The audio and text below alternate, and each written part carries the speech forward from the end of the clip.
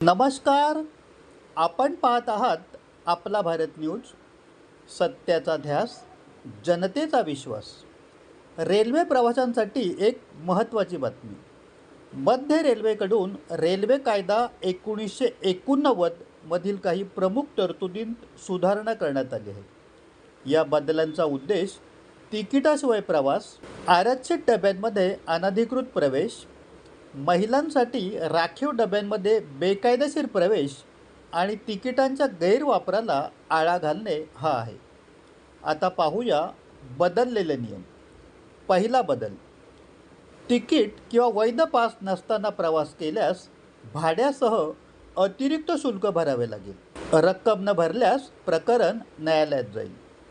दुसरा बदल, आरक्षित डब्यात अनधिकृत प्रवेश केल्यास 2,000 रुपयांपर्यंत दंड होऊ शकतो. तिसरा बदल, महिलांसाठी राखीव डब्यात प्रवेश केल्यास 2,500 रुपयापर्यंत दंड आणि तिकीट जप्त होऊ शकते. चौथा बदल, तिकिटांचे बेकायदेशीर हस्तांतरण केल्यास तिकीट जप्त आणि अतिरिक्त शुल्क लागेल.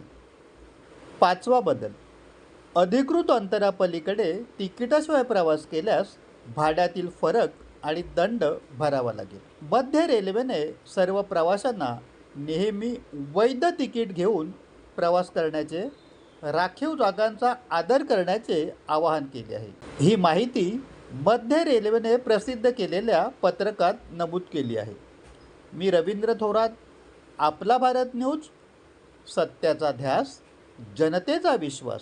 धन्यवाद.